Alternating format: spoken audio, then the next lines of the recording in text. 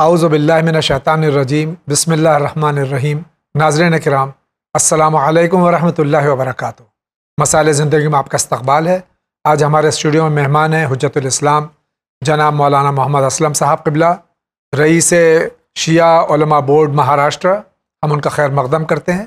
اس سے قبل کہ آج کا ایپیسوڈ شروع ہو، میں آپ کی خدمت میں اپنی جانب سے، اراکین چینل ون کی جانب سے، امام علی النقی علیہ الصلاۃ والسلام جو ہمارے 10ویں امام ہیں، عالم اسلام کے 10ویں پیشوا ہیں، ان کی ولادت باسعادت کی مبارکباد پیش کرتا ہوں، اور اسی کے ساتھ میں آنے والے ایام جو ہیں، خاص طور سے 18 ذی الحجہ، عید اکبر، عید عظیم، عالم اسلام بلکہ عالم انسانیت کی عظیم ترین عید غدیر، جس میں سرکار امیر المومنین علی بن ابی طالب علیہ الصلاۃ والسلام کو اللہ کے حکم سے سرکار ختم مرتبہ صلی اللہ علیہ وسلم نے اپنا نائب اور جانشین مقرر کیا تھا، اس کی مبارکبادی پیش کرتا ہوں، اور ہم سب کی جانب سے تمام علماء حق، مراجع کرام، خصوصاً اپنے زمانے کے امام حضرت ولی عصر اجل اللہ تعالیٰ فرجہ شریف کی خدمت میں مبارکباد پیش کرتا ہوں، اور آغا سے درخواست کرتا ہوں اس سے قبل کہ یہ ایپیسوڈ شروع ہو، سوالات کا سلسلہ شروع ہو، مختصراً ان دو واقعات کے سلسلے میں کچھ بیان فرمائیں۔ آغا السلام علیکم ورحمۃ اللہ۔ وعلیکم السلام ورحمۃ اللہ۔ ایک بار پھر سے میں دونوں مناسبت کی آپ کو مبارکباد پیش کرتا ہوں، آپ کو بہت مبارک ہو، اور آپ سے التجا ہے کہ آپ اس سلسلے میں کچھ ارشاد فرمائیں۔ اعوذ باللہ من الشیطان الرجیم، بسم اللہ الرحمن الرحیم، الحمد للہ والصلاۃ علی اہلہا۔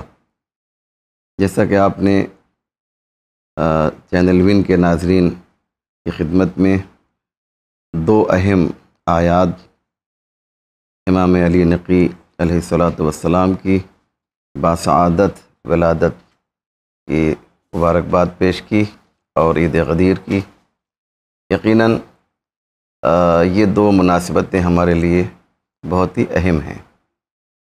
میں مختصراً چونکہ وقت زیادہ ہے نہیں، اور انشاءاللہ مجھے امید ہے کہ اس امام کے سلسلے میں آپ کی جانب سے ایک پروگرام، مخصوص پروگرام پیش کیا جائے گا انشاءاللہ۔ اس لیے میں خلاصہ نقل کرنا چاہتا ہوں کہ امام علی نقی علیہ السلام، ان کا نام علی ہے اور ان کا لقب نقی ہے۔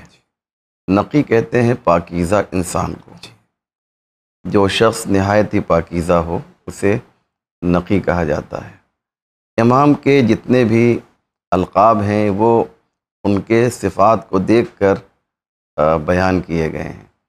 البتہ ہمارا ہر امام نقی ہے، ہر امام صادق ہے، ہر امام کاظم ہے، لیکن بہرحال آپ کی شخصیت اتنی پاکیزہ تھی۔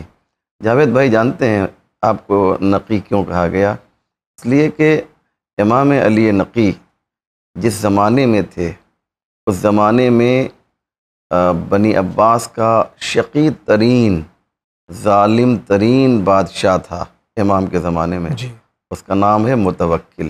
متوکل کے زمانے میں امام کا تبلیغ کرنا آسان کام نہیں تھا۔ امام اس زمانے میں ایک مبلغ کی حیثیت سے سامنے آئے اور بادشاہ وقت کا ڈٹ کر مقابلہ کیا۔ آپ کے القاب میں ایک لقب عسکری بھی ہے، ایک لقب طیب بھی ہے۔ 15 ذی الحجہ سن 212 ہجری کو آپ کی ولادت ہوئی، اور 3 رجب سن 254 یا 256 ہجری میں آپ کی شہادت واقع ہوئی۔ مختصر سی آپ کو عمر ملی، لیکن اس عمر میں اس آسمان ولایت و امامت کے 10ویں اختر تابناک نے جو کام انجام دیا اسلام ناب محمدی کے لیے، وہ اپنی مثال آپ ہی ہے۔ دوسری مناسبت جو بہت ہی بڑی مناسبت ہے، اور وہ ہے عید غدیر۔ اب عید غدیر یقیناً جیسا کہ آپ نے فرمایا عید اکبر ہے۔ اکبر نکلا ہے کبیر سے، کبیر کا مطلب ہوتا ہے بڑا، اور اکبر کا مطلب ہوتا ہے سب سے بڑا۔ یہ عید چونکہ سب سے بڑی عید ہے، اور اس کی دلیل جانتے ہیں کیا ہے؟ میں قرآن سے ایک آیت پیش کرتا ہوں. اس کی دلیل یہ ہے کہ قرآن نے خود کہا الیوم اکملت لکم دینکم واتممت علیکم نعمتی ورضیت لکم الاسلام دینا. الف لام جو ہے یہ الف لام تعریف ہے، یعنی کسی ایک خاص مناسبت کی طرف اشارہ کیا جا رہا ہے. جیسے میں کہتا ہوں کہ مین یعنی ہر شخص، لیکن جب اس میں انگلش میں دا مین لگا دیں گے تو ایک مخصوص انسان کی طرف اشارہ ہوتا ہے. ایسے ہی یوم یعنی کوئی دن بھی ہو سکتا ہے، لیکن جب الیوم کہا جائے گا تو ایک مخصوص دن کی طرف اشارہ کیا جائے گا. ہمارا سوال دنیا کے ہر انسان سے یہی ہے کہ قرآن نے یہ جو کہا ہے الیوم اکملت لکم دینکم، کوئی مخصوص دن تو ہے. ہم یہ نہیں کہتے ہیں آپ 18 ہی مانیے، کوئی مخصوص دن تو ہے جس دن دین کامل ہوا ہے. ہم یہ کہتے ہیں کہ وہ دن 18 ذی الحج ہے. تو آدم سے لے کر خاتم تک جو محنتیں ہوئی ہیں اس کا نتیجہ جس دن ملا ہے اسے 18 ذی الحج کہا جاتا ہے. تو کیا یہ عید غدیر نہیں ہونا چاہیے؟ کسی اور مذہب میں ایک بڑے عالم ایران کے تھے، انہوں نے کہا کسی اور مذہب میں اگر ایسی کوئی مناسبت ہوتی تو وہ آسمانوں میں چراغاں کرتے. بے شک. جی ہاں، بہت بڑی بات ہے یہ. تو یہ دن آپ کو مبارک ہو، آپ کے ناظرین کو مبارک ہو، اور بالخصوص جو صحیح جو حقیقی اس خوشی کے وارث ہیں وہ پردہ غیب میں امام حجت علیہ الصلاۃ والسلام ہیں. ان کی خدمت میں ہم لوگ تہنیت اور مبارکباد پیش کرتے ہیں. شکریہ آغا. اگر آپ کی اجازت ہو پروگرام بسم اللہ اور دیکھتے ہیں سب سے پہلے سوال کہاں سے ہے. السلام علیکم، میں ڈاکٹر شکیل نوگامی میرٹھ سے بول رہا ہوں. جاوید بھائی، حج کرنے کے بعد انسان کو متقی اور پرہیزگار بننا چاہیے، یعنی جو اس میں برائیاں ہیں، جن گناہوں میں وہ ملوث رہتا ہے ان سے پرہیز کرنا چاہیے، اور بلکہ دوسروں کو بھی نصیحت کرنی چاہیے، اصلاح کرنی چاہیے دوسرے لوگوں کی بھی. لیکن جیسا کچھ اور ہی گیا ہے، اس کے برعکس ہوتا ہے کہ حج کرنے کے بعد بھی انسان وہی کام کرتا ہے جو حج سے جانے سے پہلے کرتا تھا. جو برائیاں اس میں پہلے تھیں، میں نہیں سمجھتا کہ ان میں زیادہ تبدیلی آتی ہے، تھوڑی بہت ممکن ہے آتی ہو، لیکن وہ انہی برائیوں میں، انہی گناہوں میں پھر ملوث ہو جاتا ہے. بلکہ یہاں میرے سے تو ایسا ہوتا ہے، کچھ مسلمان بھائی ایسے ہیں جاوید بھائی، مسلمان بھائی کہ جو بیاج لیتے ہیں اور جب حج کر کے واپس آتے ہیں تو بیاج کی پرسنٹیج بڑھا دیتے ہیں. ان کا ماننا یہ ہے کہ جو ایسا حج میں خرچ ہوا ہے اس کو ہم بیاج کی پرسنٹیج بڑھا کر وصول کریں گے. تو کیا حج کے معنی یہی ہے؟ صحیح حج کے معنی کیا ہیں؟ آغاز سے میرا سوال یہ ہے کہ حج کرنے کے بعد ایک مسلمان کو کیسا ہونا چاہیے، اپنے آپ میں کیا کیا تبدیلیاں اس کو لانی چاہیے. السلام علیکم، خدا حافظ. حج، ان کا سوال حج کے بعد. میں کہتا ہوں کہ حج سے پہلے مسلمان یہ حرکتیں کر سکتا ہے جو ہمارے بھائی فرما رہے ہیں کہ کچھ لوگ جی ڈاکٹر شکیل صاحب جی کہ دل میں جو درد ہے یہ میں اسے سمجھ سکتا ہوں. اللہ انہیں جزائے خیر دے، الہی آمین. لیکن یہ کہنا کہ حج کے بعد تبدیلی آتی ہے، برعکس یہ شاید تھوڑی زیادتی ہے حاجیوں کے سلسلے میں. ایسا نہیں ہے، بہت سے حاجی جو ہیں بدلتے بھی ہیں جاوید بھائی. اور اگر ایسا نہیں ہو رہا ہے تو آپ کے چینل سے میں یہ گزارش کروں گا کہ اگر کوئی شخص حج کرنے گیا ہے اور فرض کیجیے نماز نہیں پڑھتا تھا یا پڑھتا تھا گنڈے دار نماز پڑھتا تھا، کبھی پڑھا اور کبھی نہیں پڑھا، تو حج کرنے کے بعد میری گزارش ہے، اور یہ آپ کا چینل بھی اسی کام کے لیے ہے یقیناً کہ ہم لوگوں کے مسائل کو حل کریں، چاہے وہ اجتماعی اور معاشرتی مسائل ہوں یا مذہبی ہوں. تو وہ لوگ ایسا کریں کہ ان میں تبدیلی لائیں. شکیل بھائی کی بات جو ہے ہمارے سراخوں پر ہے، تبدیلی لائیں. میں نے دیکھا ہے بہت سے لوگوں کو جاوید بھائی کہ نماز نہیں پڑھتے تھے، لیکن جب وہ حج کر کے واپس آئے تو انہوں نے نماز شروع کر دی، انہوں نے داڑھی رکھ دی. اب اگر کوئی حج کرنے کے بعد بھی ویسا ہی کام کرے جیسا حج کے پہلے کر رہا تھا تو اس سے بڑا بد نصیب کون ہوگا؟ بے شک. بہت بہت شکریہ. اگلا سوال. السلام علیکم مولانا صاحب، ایک مسئلہ ہے ہمارے گھر پہ، فیملی پرابلم ہے. تو پرابلم یہ ہے کہ ہمارے جو ماں باپ ہیں ہماری بڑی والی بہن کے 2 لڑکوں کو رکھے ہوئے ہیں گھر پہ، اور مطلب ایک 18-19 سال کا ہے، اور دوسرا جو ہے 17-18 سال ہے، 15 یا 17 سال کا ہے ایسے. یہ دونوں کی ایج ہے لگ بھگ. اور ایک بھائی ہے گھر پہ، اور ماں باپ ہیں. تو ہمارے ماں باپ کا کہنا ہے، ہماری وائف کا کہنا یہ ہے کہ ہم سے کام سپرتا نہیں ہے، اور ہم مطلب اتنے لوگوں کا ہم کام اکیلے نہیں کر پائیں گے، کیونکہ وائف ہماری اکیلے ہی ہیں گھر پہ، دوسرا کوئی بھی نہیں ہے، صرف ماں باپ ہیں اور یہ 2 بھانجے ہیں اور ایک بھائی ہے. تو ہماری وائف کا کہنا ہے کہ ماں باپ اور آپ کے بھائی کا کوئی مسئلہ نہیں ہے، لیکن ایکسٹرا میں جو اور بھی لوگوں کو رکھے ہوئے ہیں، ہم سبھی لوگوں کا کام نہیں کر پائیں گے. تو ایسے مسئلے میں ہم کو کیا کرنا چاہیے؟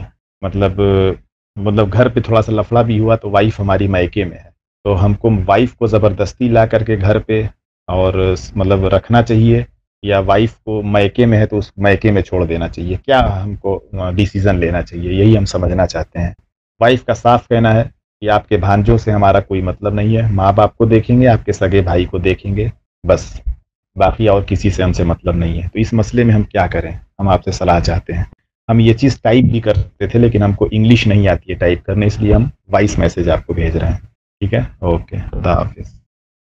دیکھیے، جو ہمارے بھائی کی جو اہلیہ ہیں، جی بات تو ان کی صحیح ہے جی کہ ایک خاتون جس کی شادی ہوتی ہے اس کی ذمہ داری یہ ہے کہ وہ اپنے مثلا شوہر کی یا شوہر کے والدین کے جو مسائل ہیں گھریلو وہ حل کرے، اور نہ یہ کہ مثلا بقیہ تمام لوگوں کو بھانجی بھانجے بھتیجے وغیرہ وغیرہ، یہ زبردستی کام نہیں لیا جا سکتا ہے. اگر وہ اپنی مرضی سے کر رہی ہے، بھانجوں کی خدمت کر رہی ہے، بھتیجوں کے لیے کام کر رہی ہے، کھانا پکا رہی ہے وغیرہ وغیرہ، تو یہ صحیح ہے. لیکن زبردستی آپ اس سے زبردستی ساس سسر اور شوہر کے لیے بھی نہیں کیا جا سکتا ہے. کیا جائے کہ لہذا میں آپ سے یہ گزارش کروں گا کہ آپ ان سے کہیے کہ بھائی آپ کے اہلیہ کو بلائیے اور کہیے کہ تم اگر اپنی مرضی سے خوشی کے ساتھ کام کرنا چاہتی ہو تو کام کرو، ہم تم پر زبردستی نہیں کر سکتے ہیں. اس کو بلائیے، آپ کی اہلیہ کو، ان کو بلائیے اور ان سے کہیے کہ بھائی ہم سے غلطی ہو گئی، ہم جو ہے آپ کو جیسے آپ چاہتی ہیں جو شرعی حدود ہے اس کے دائرے میں رہتے ہوئے ہم لوگ ساتھ میں رہیں گے. پھر میں عرض کر دوں کہ ایک بہو کے لیے ضروری نہیں ہے کہ وہ ان کے گھر والوں کے لیے کھانا پکائے یا ان کے کام انجام دے، لیکن بہو کو چاہیے کہ وہ عدلاً نہ صحیح فضلاً جو ہے یہ کام کرے، فضل کے طور پہ یہ کام کرے، اور جہاں تک ہو سکے سب مل جل کر ایک اچھا سا ماحول بنائیں، اور ہر جگہ قانون بھی نہیں دیکھنا چاہیے. بہت بہت شکریہ آغا. آپ کیا کہنا چاہ رہے ہیں؟ السلام علیکم، ون چینل انڈیا. میں آپ سے ایک معلومات لینا چاہتا ہوں کہ پاکستان میں میری 3 دکانیں ہیں اور میں 30 سال سے ملیشیا میں مقیم ہوں، اور وہ میری پراپرٹی ہے، میرے نام پر ہے. اگر میرے کو اس کا کرایہ ملتا ہے تو میں کرایہ تو وہیں کرایہ داروں کے پاس ہی جمع کرواتا ہوں. کیا وہ کرائے کے پیسے ہیں تو میں عزاداری میں لگا سکتا ہوں یا نہیں لگا سکتا؟ مجھے ون چینل سے یہ ایک معلومات چاہیے، پلیز مجھے واٹس ایپ پہ دے دیجیے. یہ بہت اچھا پروگرام ہے، میں اس کی رسپیکٹ کرتا ہوں. جب بھی میں ہوتا ہوں تو مسئلے زندگی میں ضرور دیکھتا ہوں اگر میں گھر میں ہوں. اللہ حافظ. چینل ون کو اللہ روز بر روز ترقی دے، اور اللہ کا رسول اور اللہ کا امام سارے چینل ون کو ترقی دیں، اور چینل ون اپنے کام میں جو کام کر رہا ہے بہت اچھا کام کر رہا ہے. اللہ اس کو اس کا اجر دے گا انشاءاللہ. امجد الوی، ملیشیا، پاکستانی. میں پاکستانی ہوں لیکن 30 سال سے ملیشیا میں ہوں. اوکے، اللہ حافظ. میرے بھائی، آپ کا سوال سر آنکھوں پر ہے، لیکن واٹس ایپ عام طور سے ہم جواب نہیں دیتے ہیں. اگر آپ سے یہ ایپیسوڈ مس بھی ہو جائے تو یوٹیوب پہ یہ ایپیسوڈ اور ہر ایپیسوڈ موجود ہوتا ہے، آپ اس کو جب دل چاہے دیکھ سکتے ہیں اپنی فرصت کے اوقات میں. آگا یہ جو کرائے کی دکانیں ان کی یہ باہر ہیں उस किराए के पैसे से ये आज़ादारी में पैसा खर्च कर सकते हैं? जी हाँ बिल्कुल, क्योंकि ये जायज़ पैसा है जी। और कहीं ऐसा मैसेज न जाए लोगों में कि किराए के ज़रिए से जो पैसा आता है, जो आमदनी होती है, वो जायज़ नहीं होती है। बिल्कुल जायज़ है। आपके 3 मकान हो या ज़्यादा मकान हो, आपने किराए पे दे रखा है, तो उससे जो आमदनी होती है उससे हर हलाल काम कर सकते हैं, जैसे कि मजलिस, आज़ादारी। भाई आपका कांटेक्ट नंबर हमारे पास मिस हो गया है, तो आप कांटेक्ट कीजिए, इंशाल्लाह एडमिन कोशिश करेगी कि आपको जवाब दिया जा सके। बहुत बहुत शुक्रिया। अगला सवाल। मेरा नाम शेख महमूदुल हक, मैं पूर्व मिदनापुर से बोल रहा हूँ, वेस्ट बंगाल से। और मेरा प्रश्न ये है, मेरा उम्र अभी 40 साल, हम छोटा से अलिफ बे ते से ऐसी पढ़ के हम लोग पढ़ा सीखा। मतलब अभी बच्चा लोग को तो वो अलिफ बा ता सा ऐसे मलिक साहब क्या रहा है, अगर ये पढ़ा सही है क्या, वो पहली जो पढ़ा था हम लोग वो पढ़ा सही? ये मेरा प्रश्न है, और कुछ है नहीं अभी तक प्रश्न मेरा। जो भाई का मसला है वो मेरा मसला भी था, क्योंकि जब मैंने कुरान पढ़ा तो अलिफ बे ते पढ़ा था, जो कि उर्दू है। अगर आप उर्दू पढ़ रहे हैं जी तो आपको अलिफ बे ते कहना है जी, और अगर आप अरबी पढ़ रहे हैं तो अलिफ बा ता कहना जी। है। और ऐसी कोई बात नहीं, आपकी बड़ी अच्छी बात आपने कही कि हम लोग अरबी को उर्दू में पढ़ते हैं। जी तो हिंदुस्तान में आम तौर से जो मुदर्रिसीन हैं, जो थे असातिज़ा हैं, जी, वो आज भी वो अच्छा पढ़ रहे हैं, अलिफ बे ते ही कहते हैं, जबकि ज़्यादा सही अलिफ बा ता ता है, है जी। अगरचे अगर अरबी पढ़ रहे हैं तो। जी जी। बहुत बहुत शुक्रिया। अगला सवाल। अस्सलाम वालेकुम, मेरा नाम सैयद रियाज हुसैन जाफरी, मैं नागपुर शहर से बोल रहा हूँ। माशाअल्लाह वीन चैनल मसाइल ज़िंदगी में मोमिन के सवालात के और उलमा इकराम जवाब इनायत फरमाते हैं, काफ़ी फ़ायदा हो रहा है। अय्याम अज़ा माह मुहर्रम करीब है, कुछ सवालात है जावेद भाई और मौलाना साहब। वीन चैनल के अराकीन से दरख्वास्त है कि माह मुहर्रम आने वाला है, या फिर इस सवाल के मौके पर माह मुहर्रम शुरू हो जाए। दरख्वास्त वक्त 9 बजे जो प्रोग्राम जुमे की रात में मसाइल ज़िंदगी आ रहा है, अगर रात 12 बजे आए, क्योंकि तमाम मुस्लिम हजरात मजलिसों में इस वक्त रहते हैं, जब घर आते हैं तो 11 साढ़े 11 बज जाता है, और ये वीन चैनल रात में 2 बजे भी आता है, या फिर उसे 12 बजे के कर दें। शायद ये हिंदुस्तान के बाहर का वक्त हो, मगर इस चैनल से जो जुड़े हैं और सवालात भेज रहे हैं, या तो वो जाकिर हैं, आलिम हैं और बहुत अच्छे सवाल करने वाले मोमिनीन हैं, ये बहुत बड़ा वीन चैनल के दोस्त हैं। मुझे हकीर की दरख्वास्त पर गौर किया जाए, और ये दरख्वास्त तालिब इल्म ने लास्ट टाइम भी की थी, मगर इस पर ध्यान ना दिया गया, न जाने उनकी क्या मजबूरी है। और इसमें एक सवाल है कि इस्लाम का नया साल माह मुहर्रम है, और सारी दुनिया में मुसलमान नया साल रोने से शुरू करते हैं, मगर बिरादरान अहले सुन्नत भाइयों को कोई ऐसी दलील से नवाजे, कुरान से और या हदीस से जवाब इनायत फरमाए। शुक्रिया, खुदा हाफिज़। मुहर्रमुल हराम का पहला अशरा पहली मुहर्रम से 10 मुहर्रम आशूर तक मसाइल ज़िंदगी नशर नहीं किया जाता है, बल्कि इसमें आप इस बार तो एक ही जुमा आ रहा है, अगर 2 जुमा भी हो जाते हैं तो ये नशर नहीं होता है, 10 के बाद में ये नशर होता है। और उसमें इस बात का ख्याल रखें कि इस बार हर साल की तरह कुछ मखसूस प्रोग्राम्स हैं, 9 एपिसोड तकरीबन आधे आधे घंटे के हैं, जो अय्याम अज़ा के सिलसिले में है, उसको ज़रूर आप मुलाहिज़ा फरमाएं। लेकिन मसाइल ज़िंदगी इन 10 दिनों में नशर नहीं किया जाता है। आपका बहुत बहुत शुक्रिया। जहाँ तक कि आपका सवाल है कि माह मुहर्रमुल हराम, जो कि सीरत मासूमीन अलैहिमुस्सलातु वस्सलाम से साबित है कि हम खुशी नहीं मनाते हैं, पहली तारीख़ को भी नया साल मुबारक नहीं कहते हैं, तो ये जो बिदत आलम इस्लाम में कुछ जगहों पर है कि पहले दिन को नया साल मुबारक कहते हैं, ये बिदत क्यों कर शुरू हुई और इसका जवाब क्या है? देखिए जावेद भाई, हमारा जो कुछ भी है जी, वो अपना तो ज़ाती कुछ है नहीं जी बेशक। जो हम करते हैं या जो हम कहते हैं, वो वही करते हैं और वही कहते हैं जो पैगम्बर इस्लाम ने किया है और कहा है। जी बेशक। और अब उन्हीं के ताबे हैं, उन्हीं के नक्श कदम पर चलते हैं। माह मुहर्रम का आगाज़ हमारे लिए खुशी लेकर नहीं आता है। क्यों? इसलिए कि जैसे ही मुहर्रम की इब्तिदा होती है خانوادہ عصمت و طہارت کے اوپر جو مظالم ہوئے ہیں وہ ہماری نگاہوں کے سامنے آ جاتے ہیں. اور ظاہر سی بات ہے کہ جہاں پر دکھ ہو، تکلیف ہو، مشقتیں ہوں، وہاں پر ہم کسی کو مبارکباد پیش کریں، یہ چیز مناسب نہیں ہے. رسول اللہ کا دل دکھانا ہے یہ. جی ہاں، اگر ہم یہ کہیں کہ صاحب مبارک ہو، میں آپ سے ایک سوال کرتا ہوں، میرے گھر میں، آپ کے گھر میں، کسی گھر میں ایک موت ہو جائے تو لفظ مبارکباد استعمال کریں گے ہم؟ نہیں ہو. جہاں 72 شہید ہو گئے ہوں اور ہم یہ کہیں کہ مبارک ہو، تو یہ دونوں چیزیں ملتی نہیں ہیں.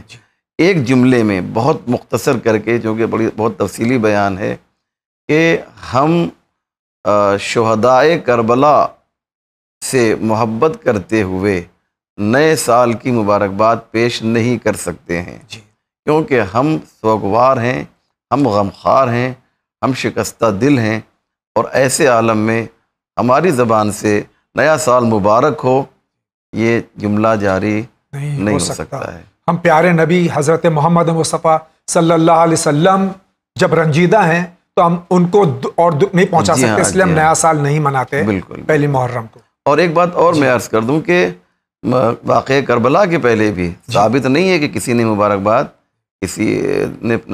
پیش کیا ہو، نہ حضور نے، نہ ہی حضور کے تو یہ بدعت کہاں سے شروع ہو گئی ہے؟ ہاں، تو یہ کہنا، اچھا یہ ہم نیا سال مبارک ہو، ہم نے لیا کہاں سے؟ ایک سوال یہ ہے. اصل میں ہم نے لیا ہے ان لوگوں سے، غیروں سے، کہ جو اپنے نئے سال کے موقع پر مبارکباد پیش کرتے ہیں. تو ہم سوچتے ہیں کہ صاحب ہم بھی نئے سال کے موقع پر مبارکباد پیش کریں. ضروری نہیں ہے کہ ہم ان کے کلچر کو اختیار کریں اور ان کے کلچر کو اپنے کلچر میں شامل کر لیں. بہت بہت شکریہ. آگے بڑھتے ہیں. السلام علیکم آغا، میرا نام عباس ہے، میں لکھنؤ سے بول رہا ہوں. آغا میرے 2 سوالات ہیں. پہلا سوال یہ ہے کہ اگر کوئی شخص کہ جس سے کئی دفعہ روزے ٹوٹ چکے ہیں، ماہ رمضان میں اس سے وہ غفلت میں تھا اور اس نے روزے کی اہمیت کو نہیں پہچانا اور اس نے اپنے روزے کو توڑ دیا.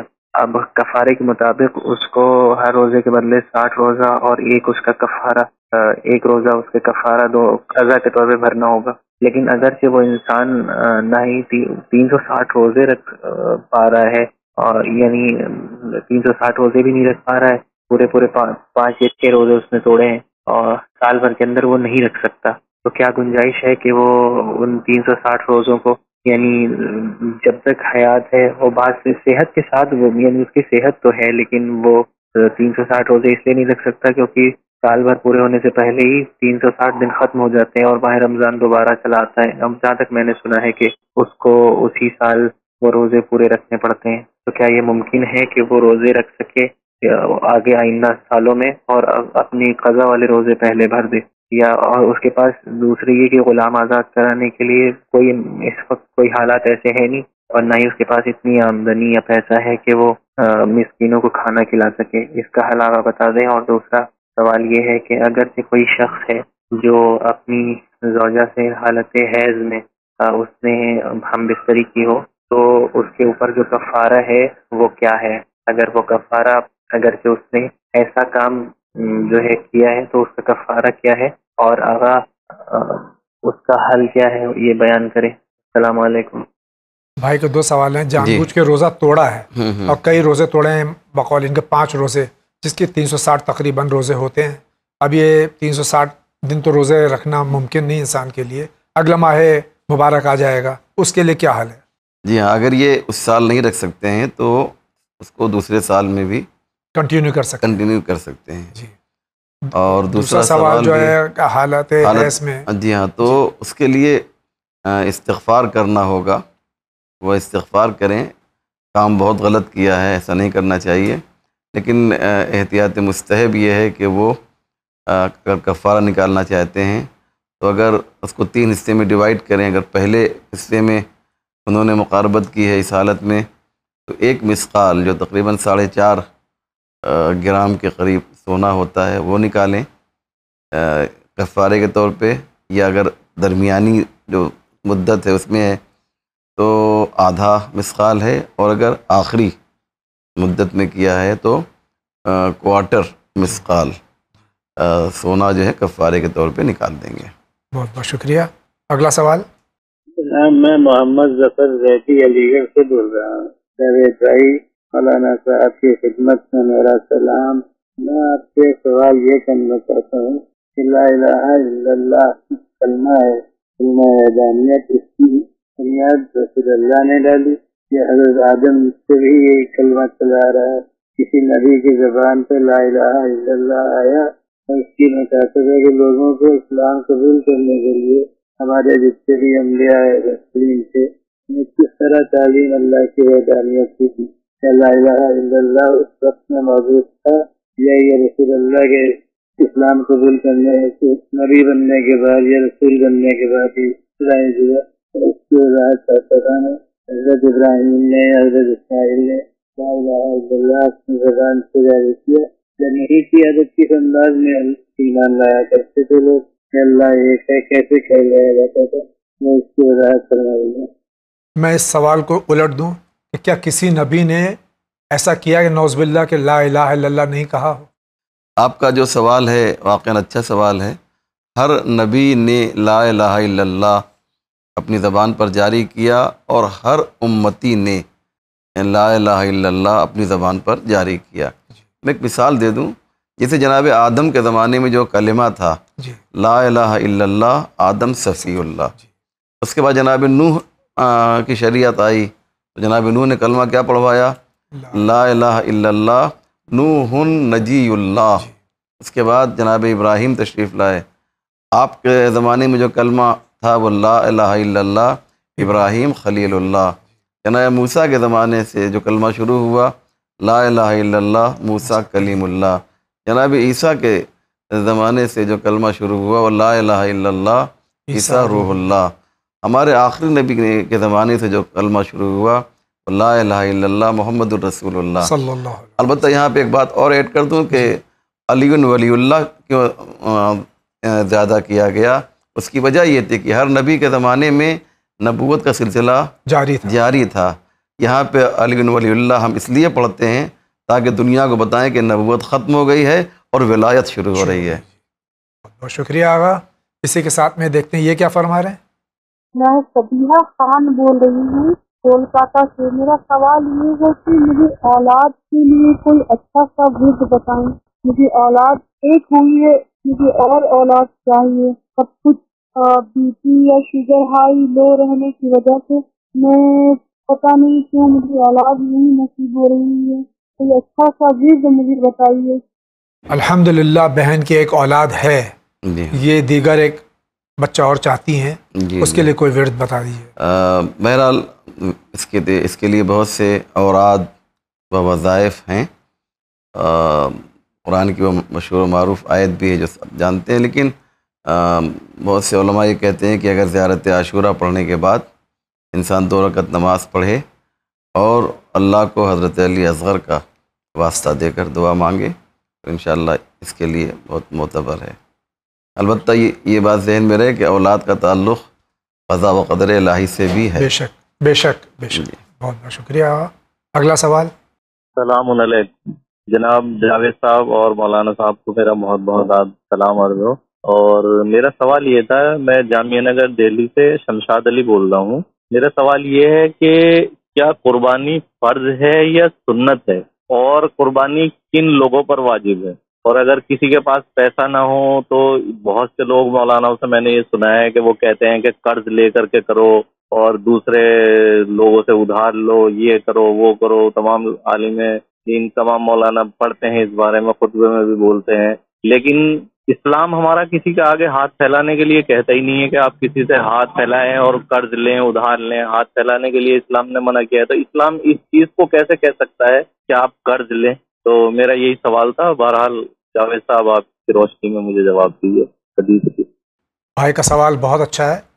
منا کے علاوہ، حج کے دوران منا کے علاوہ جو ہم اپنے ممالک میں قربانی کرتے ہیں، یہ واجب ہے، فرض ہے یا سنت موقع ہے؟ انہوں نے سوال یہاں سے شروع کیا کہ قربانی سنت ہے یا واجب ہے۔ اس کا جواب آسان یہ ہے کہ قربانی سنت بھی ہے اور واجب بھی ہے۔ جی واجب کہاں ہے؟ میدان منا میں۔ جی حاجی کے لیے قربانی کرنا واجب ہے۔ جی تو اسی میں ان کا جواب بھی آئے گا کن لوگوں کے لیے واجب ہے۔ جی تو حاجیوں کے لیے جو حج پہ ہیں، جو منا میں ہیں، ان کے لیے قربانی واجب ہے۔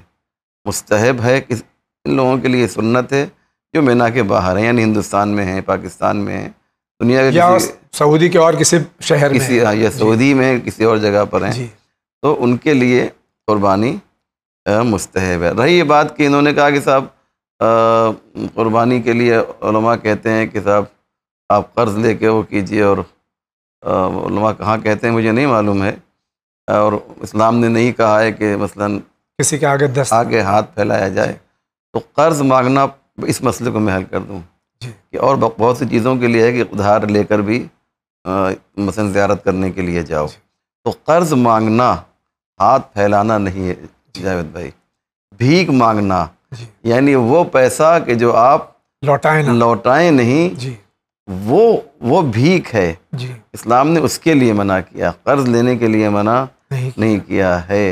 یہاں تک کہ قرض دینے کا بھی اسلام نے بہت ثواب رکھا ہے، کسی اور موقع پہ انشاءاللہ اس کو بیان کیا جائے گا۔ شکریہ۔ اگلا سوال۔ میں سنبل سے رفت بول رہی ہوں۔ میرا سوال یہ ہے کہ عیدیہ کی 9 تاریخ کو حضرت مسلم کی شہادت ہوئی ہے، اس دن ہم حضرت مسلم کے نام کی میت نہ کر کے اپنے کسی مردے کے اصالے ثواب کے لیے کریں اور ان کا فاتحہ پڑھائیں تو یا نہیں؟ اچھا، خدا حافظ۔ اور دوسرا سوال یہ ہے کہ قربانی کا گوشت ہندو بھائیوں کو دیا جا سکتا ہے یا نہیں؟ کہ 9 ذی الحجہ کو سفیر امام حسین علیہ الصلوۃ والسلام حضرت مسلم ابن عقیل علیہ الصلوۃ والسلام کی شہادت ہے، اس دن ہم اپنے مرحومین کی فاتحہ دلوا سکتے ہیں؟ یہاں دیکھیے مجلس تو جناب مسلم ابن عقیل ہی کی ہوگی، جی اس کا جو ثواب ہوگا جی اس ثواب کو ہم ہدیہ کریں گے اپنے مرحومین کو، جی اس میں کوئی نقصان نہیں ہے۔ جی ہر نیک عمل کا جی اللہ نے ایک ثواب رکھا ہے۔ جی جناب مسلم ابن عقیل علیہ الصلوۃ والسلام کی شہادت پر جو مجلس ہو رہی ہے جی اس کا بھی ایک ثواب ہے، ہم یہ چاہتے ہیں یہ ثواب میرے والد کو پہنچ جائے، جی کوئی بری بات کوئی بڑی بات نہیں۔ دوسرا سوال ہے، اس میں ایڈیشن بھی ایک اور کر دوں۔ دوسرا سوال یہ کہ جو قربانی ہم کرتے ہیں عید قربان میں، عید الاضحیٰ میں، کیا اسے ہم غیر مسلم کو دے سکتے ہیں؟ اور ایک اور کنفیوژن ہے کہ آپ نے پچھلے ایک ایپیسوڈ میں یہ بیان فرمایا تھا کہ جو منا کے علاوہ مستحب قربانی ہم اپنے ممالک میں کرتے ہیں، اپنے شہروں میں کرتے ہیں، اس میں خصی بکرا کیا استعمال کیا جا سکتا ہے؟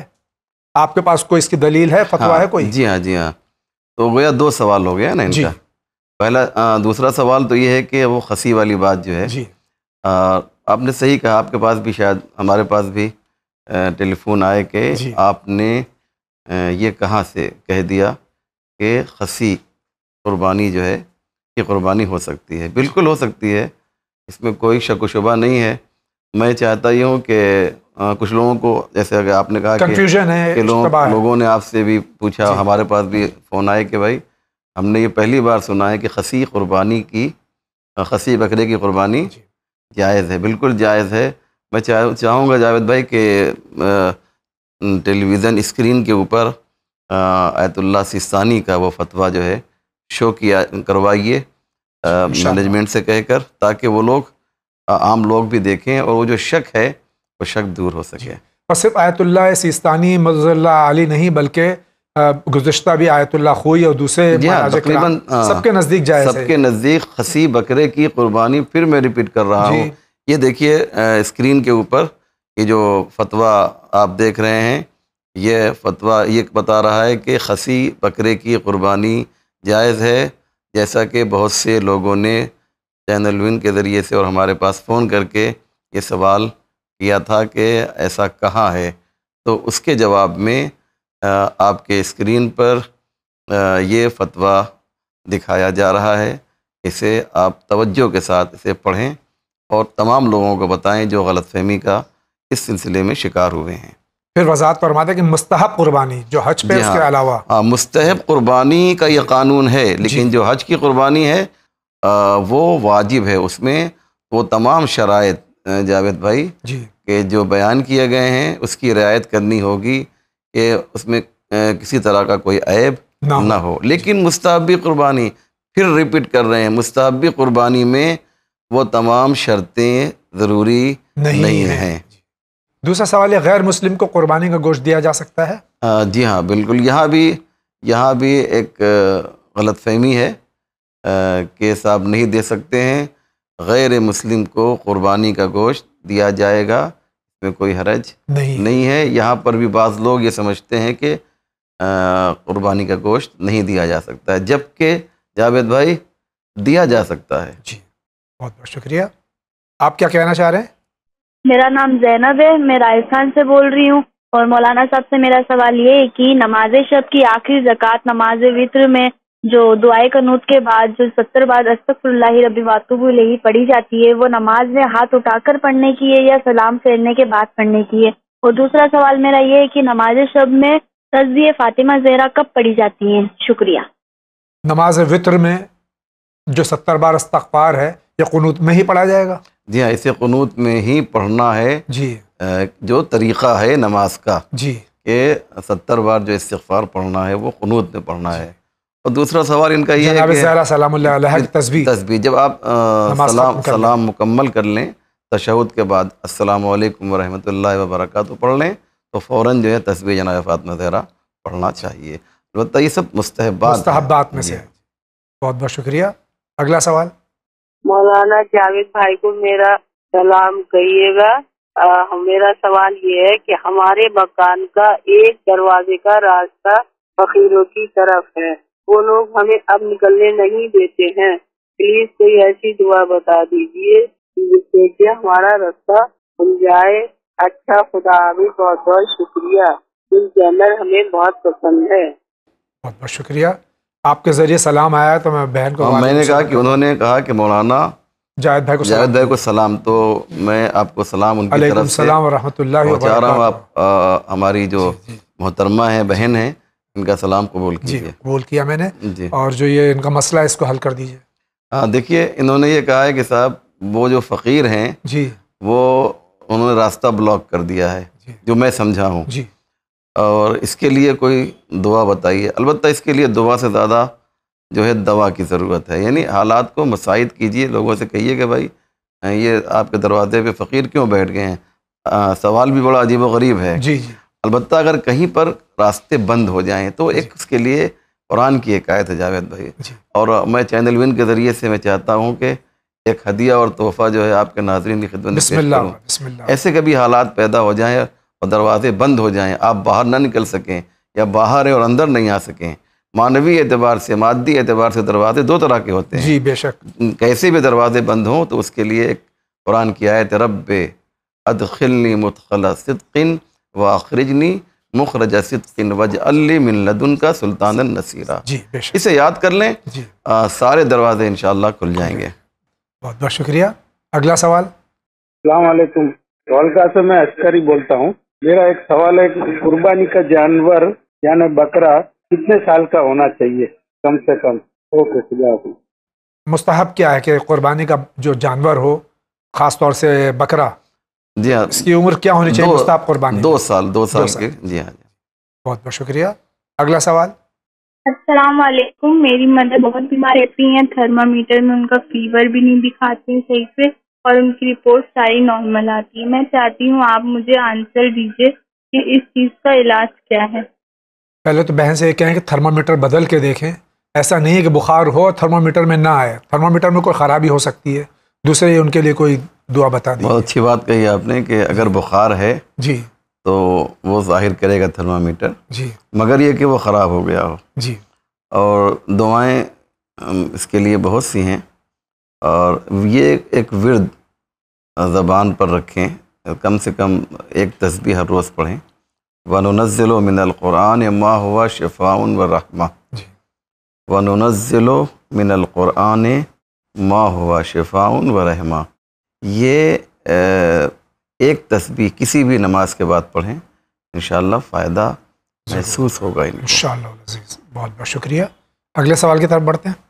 مولانا صاحب سے میرا سوال یہ ہے کہ میری پھوپھی ہے، وہ ان کو اپنے سسرال سے بہت تکلیف ہوتی ہے، اور ان کا جو شوہر ہے وہ بہت ہی غلط لائن پر ہے، اور وہ ان کو مارتا بھی بہت ہے، اور ان کے جو ایک بیٹا ہے میری پھوپھی کے، وہ اپنے سیم باپ کے اوپر ہے، اور وہ بھی ہے نا اس کی طرح میری پھوپھی کو مارتا ہے، اس کی بات نہیں مانتا ہے، اور ہے تو چھوٹا ہی، بڑا نہیں ہے، اور نا بالکل ان کی بات نہیں مانتا ہے، اور میرے جو پھوپھا جی ہے وہ میری بوبو کی پھوپھی کی طرف کوئی توجہ بھی نہیں دیتے ہیں، اور ان کو مارتے ہیں، اور پوری رات موبائل چلاتے ہیں، غیر لڑکیوں سے باتیں کرتے ہیں. تو پلیز مولانا صاحب ایسا کوئی وظیفہ یا دعا بتائے جس سے میری پھوپھی کی تکلیف دور ہو. وہ بہت پریشان رہتی ہے، روتی بھی ہے، اور وہ اس کا لڑکا بھی بہت شیطان ہے، اور وہ اپنی چھوٹی بہن کو بھی مارتا ہے جبکہ وہ اتنی کمزور ہے. تو پلیز کوئی ایسی کوئی دعا بتائیں. یہ دعا سے زیادہ اس میں پھر وہی دوا جیسے آپ نے فرمایا تھا کہ اس کا علاج جو ہے وہ صرف دعا نہیں ہے بلکہ اور طریقے بھی جو ہیں.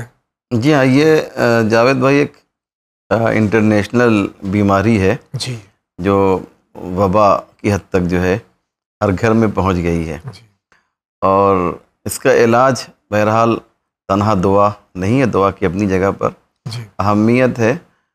ہم کو چاہیے سب مل جل کر اس مسئلے کو حل کریں.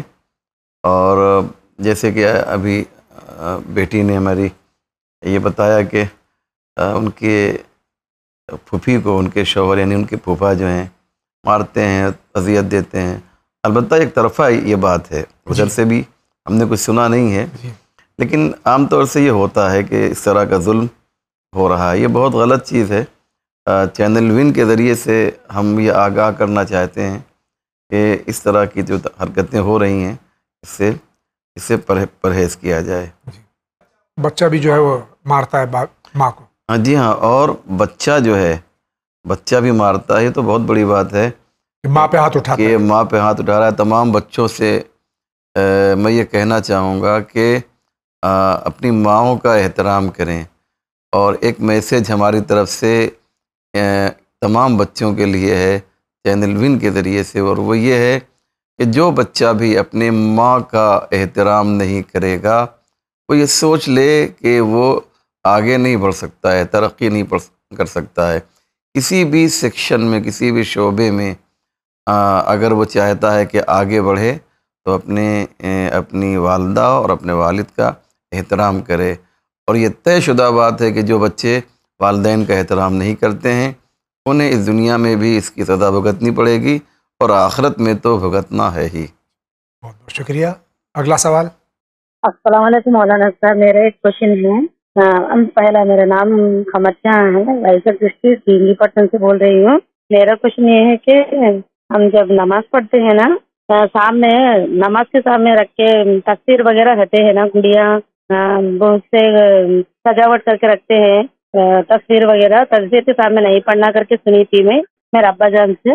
وہ ٹھیک ہے یا نہیں ہے؟ پہلا کوشچن یہ ہے میرا. دوسرا کوشچن میرا یہ ہے کہ ہم لوگ عورتیں ہیں نا، نماز پڑھنا چاہیے، ضروری ہے نا، نماز پڑھنا ضروری ہے نا، تو اذان ہونے کے فوراً ہی پڑھ لینا چاہیے عورتوں کو، نہیں آدھا گھنٹہ گیپ دے کر پڑھنا چاہیے؟ یہ کلیئر کرنا ہے میرا کوشچن. اور تیسرا کوشچن میرا یہ ہے، میرا نام قمر جہاں ہے، یہ شیخ قمر جہاں ہے میرا نام. یہ نام ٹھیک ہے یا نہیں ہے؟ ذرا مجھے بتائیے نا مولانا صاحب. شکریہ. السلام علیکم. بہن کے 3 سوالات ہیں. جی. پہلا سوال یہ ہے کہ اگر کسی ذی روح کی انسان کی تصویر سامنے لگی ہو اور پیچھے نماز کوئی پڑھ رہا ہے تو کیا صحیح ہے یہ نماز؟ جاوید بھائی، نماز تو صحیح ہو جائے گی جی، لیکن مکروہ ہے جی، ثواب کم ہو جائے گا. جی. لہذا کوشش یہ کرنا چاہیے کہ جب نماز پڑھیں تو سامنے کوئی تصویر نہ ہو. جی. دوسرا سوال بہن کا یہ ہے کہ اول وقت نماز کا ہو جائے یا اذان ہو جائے تو خواتین کچھ علاقوں میں ایسا ہے کہ خواتین آدھے گھنٹے بعد پڑھیں، کیا یہ صحیح ہے؟ بالکل غلط ہے، بالکل غلط ہے. اول وقت نماز کی فضیلت بہت ہی زیادہ ہے. جی. اگر آپ کے پاس وقت ہو تو میں ایک چھوٹا سا واقعہ بسم اللہ اس سلسلے میں پیش کر دوں تاکہ جو لوگ اول وقت کی اہمیت نہیں جانتے ہیں. ایک تو حدیثیں روایتیں بھری پڑی ہیں جی کہ جو یہ کہتی ہیں کہ آپ کو، ہم سب کو نماز اول وقت پڑھنا چاہیے. جی. دوسری بات یہ کہ قرآن کی ایک آیت ہے فویل للمصلین جی. الذین هم عن صلاتهم ساہون. اللہ اکبر. ویل کا 2 معنی ہے. ایک تو یہ کہ وائے ہو نماز پڑھنے والوں پر. جی. جب نماز پڑھنے والے ہیں تو ان پر اللہ کا عذاب کیوں نازل ہوگا؟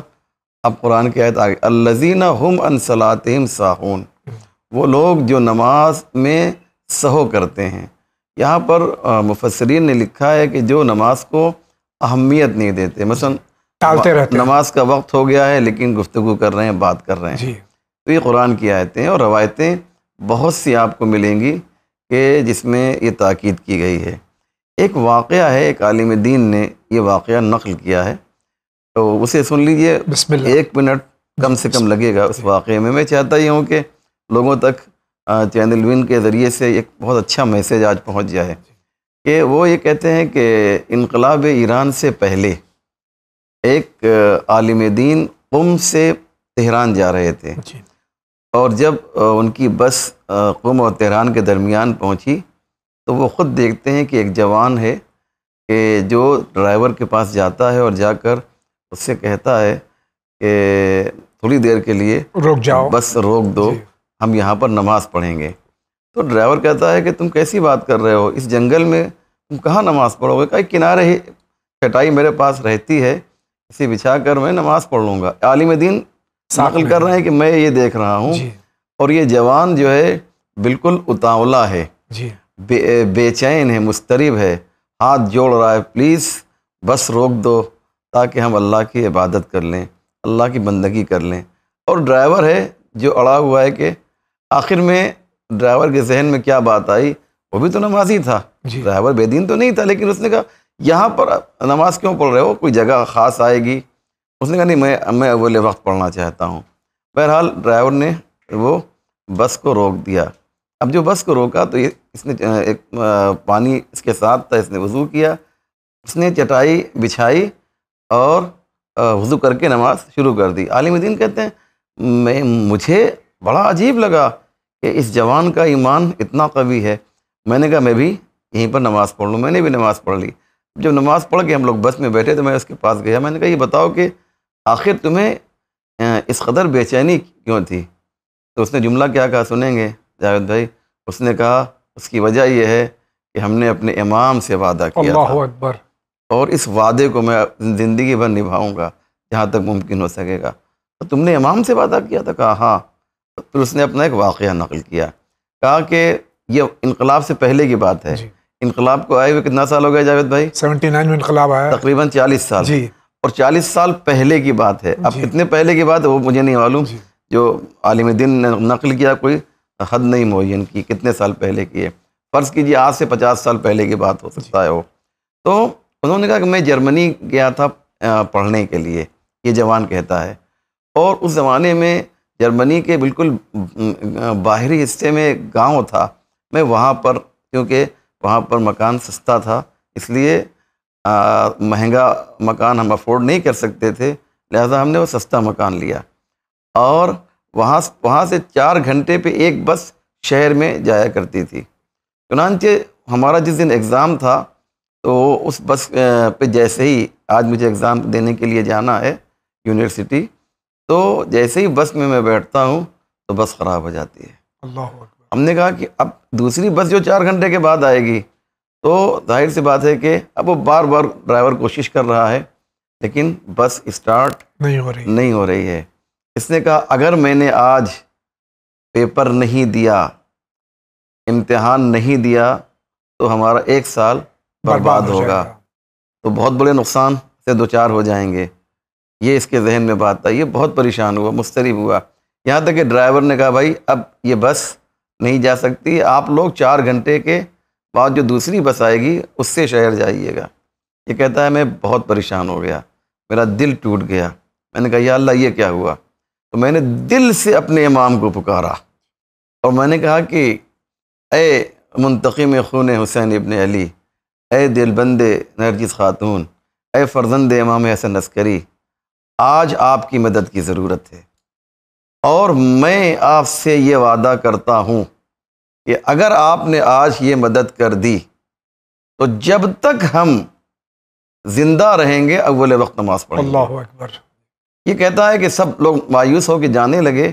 اتنے میں نے دیکھا کہ ایک شخص آیا اور اس نے ڈرائیور سے کہا کیا بات ہے, اس کی زبان میں بات کی, کہا کیا بات ہے, کہا یہ بس اسٹارٹ نہیں ہو رہی ہے, کیا میں بھی ہاتھ لگاؤں, دیکھوں, بناؤں؟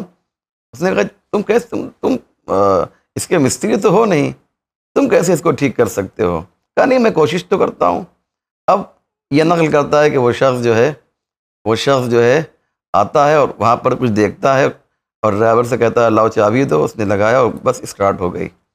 اور جب بس اسٹارٹ ہو گئی تو ہم جیسے ہی بس میں بیٹھنے لگے تو وہ شخص جاتے جاتے کہتا ہے کہ تم نے جو ہم سے وعدہ کیا ہے اس وعدے کو پورا کرو گے. جیسے ہی اس نے یہ جملہ کہا وہ شخص غائب ہو گیا. میں سمجھ گیا یہ کوئی اور نہیں، یہ میرا مولا اور آقا تھا، یہ میری مدد کے لیے آیا تھا. اب اس نے اس دن سے یہ تہیہ کیا، ارادہ کیا کہ جب تک میں زندہ رہوں گا اول وقت نماز پڑھوں گا. اس عالم دین سے اس نے پورا واقعہ نقل کیا اور کہا اس دن سے لے کر آج تک میری کوئی نماز تو قضا نہیں ہوئی، یہ تو چھوٹی بات ہے، ہم نے ہر نماز کو اول وقت پڑھا ہے. تو اس سے دو باتیں سمجھ میں آئیں کہ اول وقت نماز کی اہمیت اتنی ہے کہ اول وقت نماز پڑھنے والے شخص کے پاس امام زمانہ خود آ جاتے ہیں. سبحان اللہ سبحان اللہ. امام اس کے پاس آتے ہیں جو اول وقت نماز پڑھتا ہو. تو نماز کی اپنی جگہ پر اہمیت، جی اول وقت پڑھنا اس سے زیادہ اہم ہے. یا ابا صالح یا مہدی ادرکنی. آئیے اسی کے ساتھ آگے بڑھتے ہیں. السلام علیکم. میں جاننا چاہتا ہوں کہ ہمارے وطن میں جو مستحب قربانی ہے وہ کچھ لوگ نہیں بھی کرتے ہیں اور بال اور داڑھی بنانے سے پرہیز کرتے ہیں. یہ قربانی سے اور بال اور داڑھی سے کیا تعلق ہے؟ اس کا وضاحت کریں. بہت سے لوگ ایسے کہتے ہیں کہ اگر قربانی نہیں بھی کر رہے ہیں تو کم سے کم داڑھی اور بال سے پرہیز کریں. اس کا وضاحت کریں. غیر مسلک کے لوگ ہمارے یہاں مسلک اہل بیت علیہ الصلوۃ والسلام میں جو مستحب قربانی ہم اپنے ممالک میں اپنے شہروں میں کرتے ہیں، اس میں بہت سے لوگ ناخون اور داڑھی وغیرہ اور بال وغیرہ نہیں بناتے ہیں. میں اس کو واضح کر دیتا ہوں. یہ کہاں سے یہ سوال کہاں سے کر رہے ہیں؟ جی ایک ہوتا ہے داڑھی بنانا، جی ایک ہے داڑھی منڈانا. جی داڑھی بنانا اچھی بات ہے، داڑھی منڈانا حرام ہے. جی چاہے وہ کسی بھی موقع پر ہو، جی عید سے پہلے ہو یا عید کے بعد ہو. یہ تو ایک بات ہوئی. دوسری بات کہ یہ جو انہوں نے کہا ہے کہ کچھ لوگ ایسا کرتے ہیں کہ یکم ذی الحجہ سے لے کر عید تک، عید قربان تک جی وہ بال اور داڑھی نہیں بناتے ہیں. جی منڈانے کی بات نہیں، جی نہیں بناتے ہیں. ان کے یہاں برادران اہل سنت میں ایک مسئلہ ہے. میں جانتا ہوں پورے اعتماد کے ساتھ میں کہہ رہا ہوں کہ ان کے یہاں مسئلہ یہ ہے کہ البتہ افضل ہے ان کے یہاں بھی، اگر کوئی بناتا ہے تو کوئی گناہ نہیں کرتا. بہتر یہ ہے کہ وہ پہلی ذی الحجہ سے لے کر 10 ذی الحجہ تک وہ شخص کہ جو مستحب قربانی کر رہا ہے وہ صرف جی اس کے لیے بہتر یہ ہے کہ وہ قربانی کرنے سے پہلے ان 10 دنوں میں داڑھی کا بال یا کوئی بال بھی نہ بنائے، ناخون نہ کاٹے. برادران اہل سنت کیا ہے؟ ہمارے اہل سنت بھائی بھی اس وقت مجھے دیکھ رہے ہیں تو یہ مسئلہ آپ کے یہاں ہے، میں جانتا ہوں.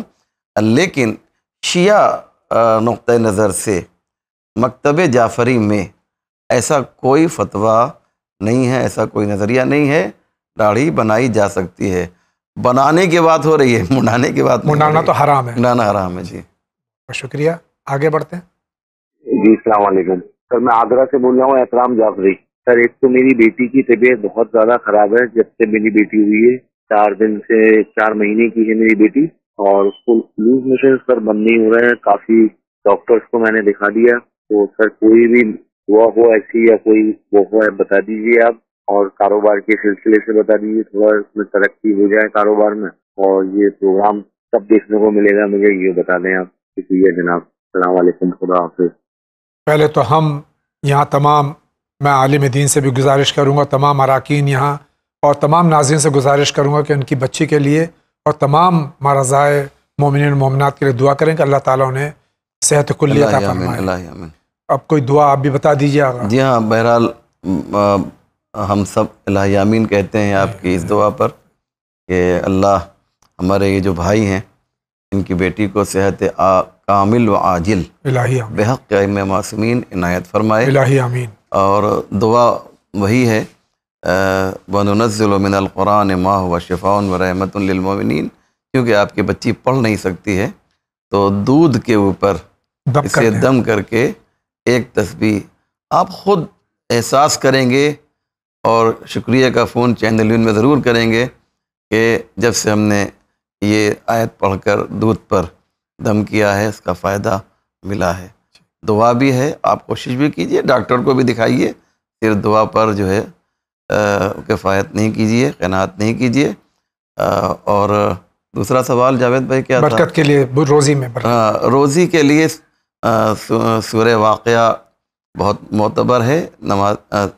نماز عشاء کے بعد آپ سورہ واقعہ کی تلاوت کریں اور ہر وقت باوضو رہیں. انشاءاللہ آپ کی روزی میں بھی اضافہ ہوگا انشاءاللہ. بہت بہت شکریہ. اگلا سوال. السلام علیکم، ہم مظفر نگر ملو پورہ سے بات کر رہے ہیں. ہمارا نام ہے فاطمہ.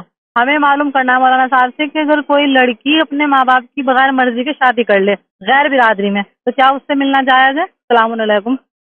میں اس سوال میں اضافہ کر دوں جی. کہ اگر لڑکی باکرہ ہے، ورجن ہے، کنواری ہے، تو بغیر ولی کی اجازت کے اس کی شادی جائز ہے یا نہیں ہے، ایک بات.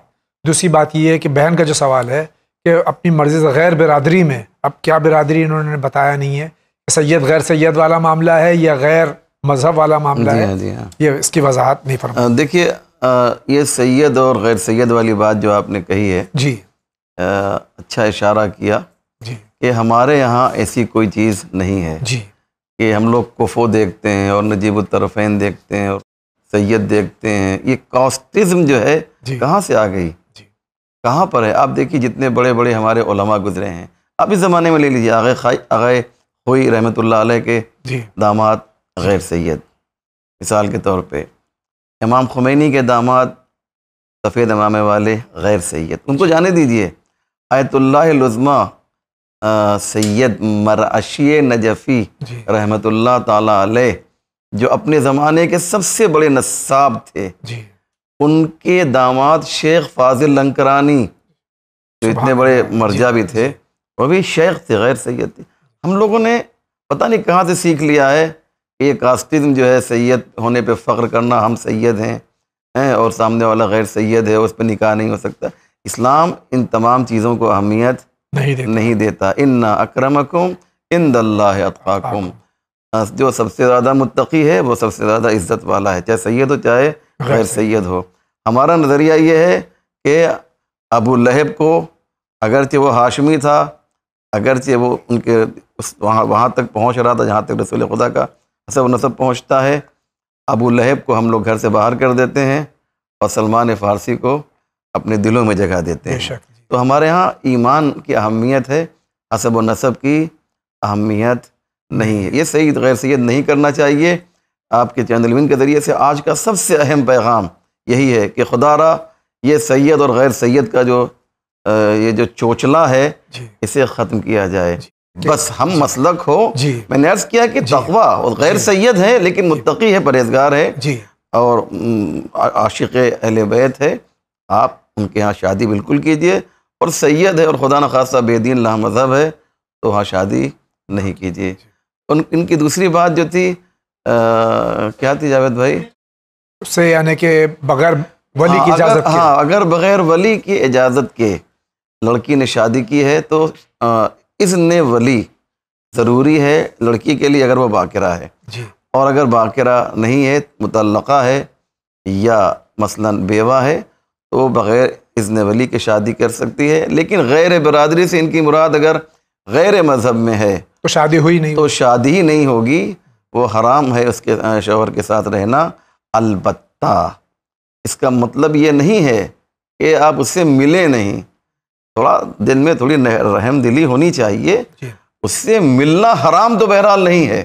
شرعاً ایسی لڑکی سے تعلقات رکھنا حرام نہیں ہے.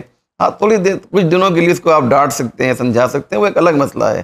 لیکن آپ کا سوال یہ ہے کہ کیا ایسی لڑکی سے تعلقات رکھنا جائز ہے؟ تو جائز ہے. بہت بہت شکریہ. اگلا سوال کی طرف بڑھتے ہیں. السلام علیکم. میں سوال کرنا چاہتا ہوں کہ کچھ حضرات لوٹری کھیلنے کے عادی ہوتے ہیں، انہیں شوق ہوتا ہے لوٹری کھیلے، جوا کھیلے، اور اس میں لوٹری کے پیسے سے کیا عزاداری کرنا صحیح ہوتا ہے؟ وہ آزاد کرے. خدا حافظ. السلام علیکم. لوٹری اسلام میں حرام ہے، یہ سب جانتے ہیں. کچھ لوگ یہ ایسا کرتے ہیں کہ لوٹری خریدتے ہیں اور اس پر عمل کرتے ہیں. جی لوٹری کے ذریعے جو پیسہ حاصل ہو اس سے کوئی بھی نیک کام نہیں کر سکتے. لوٹری خود حرام ہے. جی ہاں، لوٹری بھی حرام، اور جو حرام چیز سے جو پیسہ آئے گا کوئی پیسہ حلال کا نہیں ہوگا، وہ حرام کا ہوگا. دلیل سنیں گے؟ بسم اللہ. میں قرآن کی آیت پیش کرتا ہوں کہ ایک چھوٹی سی بات سن لیجئے جلدی سے، بہت ضروری چیز ہے کہ حلال پیسے سے ہی آپ کو ثواب ملے گا. ایک شخص تھا امام جعفر صادق علیہ السلام کے زمانے میں، اس نے قرآن کی ایک آیت پڑھی کہ من جاء بالحسنۃ فلہ عشر امثالہا، اگر کوئی ایک نیکی کرے گا تو اس کو 10 نیکیاں ملیں گی. ومن جاء بالسیئۃ فلا یجزی الا مثلہا، اور اگر کوئی ایک برائی کرے گا تو ایک ہی برائی. یہ صاحب نے قرآن کی آیت پڑھی اور نیچے اترے، گھر کے باہر نکلے، اکاؤنٹنٹ بن گئے. ہاں، اکاؤنٹنٹ بن گئے. اور باہر نکل کے دیکھا کہ وہ ٹھیلے کے اوپر، جسے بمبئی میں ہاتھ گاڑی کہتے ہیں، وہ ایک شخص سیب بیچ رہا تھا. انہوں نے اس کی نظر سے بچا کے ایک سیب جو ہے چوری کیا، اور کچھ دور آگے بڑھے دیکھا ایک فقیر بھیک مانگ رہا ہے، اس کو دے دیا.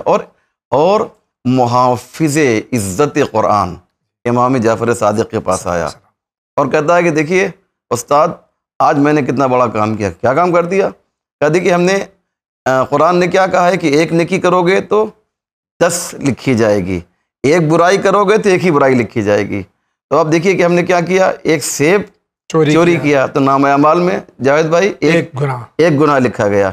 اور اس کے بعد اسی سیب کو جو میں نے چوری کیا تھا اسے خیرات کر دیا، ایک فقیر کو دے دیا، تو کتنا ثواب لکھا گیا؟ 10 - 1 9. ہاں، تو یعنی ہم نے کھویا کتنا، پایا کتنا. دیکھیے پھر بھی 9 ثواب ملا نہیں ملا. اچھا، اگر یہ شخص امام کے پاس نہ جاتا، ہمارے چھٹے امام کے پاس، تو کیا ہوتا؟ قرآن کی عزت پہ حرف آتا. امام نے کہا تم نے قرآن کی یہ آیت دیکھی ہے لیکن تم نے قرآن کی آیت نہیں دیکھی، انما یتقبل اللہ من المتقین. بے شک اللہ متقین کے اعمال کو قبول کرتا ہے. تم نے کیا کیا؟ چوری کی، تقوی چلا گیا. جب تقوی گیا تو اب لاکھ خیرات کرتے رہو، کوئی ثواب ملنے والا نہیں ہے. ان کا جو سوال یہ تھا کہ لاٹری کے پیسے سے کیا عزاداری کی جا سکتی ہے؟ انما یتقبل اللہ من المتقین. لاٹری کھیلنے والا جو ہے متقی نہیں ہے، اس کا پیسہ بھی غلط ہے تو اس سے عزاداری بھی نہیں ہو سکتی ہے. شکریہ آغا. اگلا سوال لیتے ہیں. میں جودھ پور راجستھان سے آمین خان بول رہا ہوں. میرا کوشچن ہے، کیا ہم قربانی کے گوشت کے اوپر درود فاتحہ لگا سکتے ہیں یا ایسا واجب ہے یا نہیں؟ اس سلسلے میں تفصیل وہاں سے مجھے سننا ہے. ہمارے بھائی کا سوال ہے کہ قربانی جو ہم کرتے ہیں اس پر کیا ہم نظر و نیاز کر سکتے ہیں؟ دیکھیے قربانی خود ایک طرح سے نظر ہے. قربانی کا گوشت نظر ہو چکا ہے، چاہے اس پہ سورہ فاتحہ پڑھی جائے یا نہ پڑھی جائے. ٹھیک ہے، تو یہ نظر کیا ہوا گوشت ہے. جب پہلے سے نظر اس پہ آپ دلا چکے ہیں ایک طرح سے، تو پھر دوسری بار نظر کی ضرورت نہیں. اگر کر لیا تو کوئی حرج بھی نہیں ہے، کریں تو کوئی نقصان نہیں، ثواب تو بہرحال ملے گا.